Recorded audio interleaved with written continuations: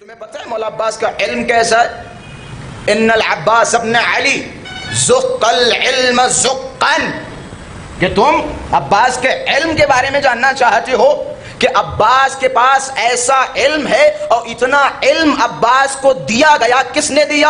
امیر المؤمنین مولائے کائنات نے اتنا علم اور ایسے علم دیا جس طرح کوئی پرندہ اپنے بچے کو غذا کھلاتا ہے. زق العلم زقن، کہ عباس کو علم پلایا گیا ہے، عباس کو علم دیا گیا ہے. کس نے دیا؟ ابو الفضل عباس کو علم دینے والی ذات کا نام ہے امیر المؤمنین. کہ جس طرح سے جناب زینب کسی مدرسے میں نہیں گئی، کسی استاد کے پاس نہیں گئی، ٹھیک اسی طرح ابو الفضل عباس علم کے حصول کے لیے کسی استاد کے پاس نہیں گئے، کسی استاد کے پاس نہیں گئے. ایک عالم دین، انہوں نے ایک جگہ بیٹھ کے، کربلا کے ایک عالم دین تھے، انہیں اپنے علم پہ بہت ہی زیادہ غرور و گھمنڈ و تکبر تھا. ایک دن علماء کی بزم میں بیٹھے اور بیٹھنے کے بعد علم پہ گفتگو ہو رہی تھی، اور ہوتے ہوتے آخر میں انہوں نے جملہ کہا کہ اگر آپ تاریخ اٹھا کے دیکھیں تو مولا عباس سب کچھ تھے، شجاع تھے، بہادر تھے، جری تھے، ہمتی تھے، وفادار تھے، باب الحوائج تھے، باب المراد تھے، لیکن اگر آپ کتابوں میں دیکھیں تو مولا عباس کے پاس اتنا علم نہیں تھا. معاذ اللہ کہ اتنا علم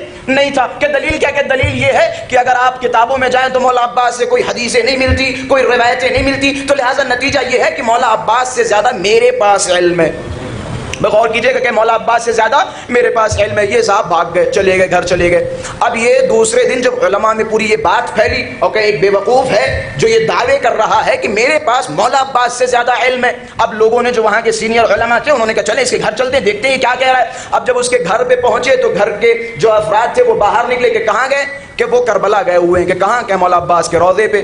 اب یہ سارے کے سارے مولا عباس کے روضے پہ پہنچے. اب دیکھتے ہیں کہ وہ عالم دین اپنے آپ کو مولا عباس کی زری سے باندھے ہوئے ایک کنارے پڑے ہیں، کہ اپنے آپ کو زری سے باندھے ہوئے ایک کنارے پڑے. اب یہاں علماء بیٹھے اور بیٹھنے کے بعد کہ کیا راز ہے، کیا حکمت ہے؟ کل تک تو تم چلا رہے تھے کہ میرے پاس عباس سے زیادہ علم ہے، اور آج کیا ہو گیا؟ کہاں گیا وہ تمہارا علمی بخار؟ اب کیا ہو گیا؟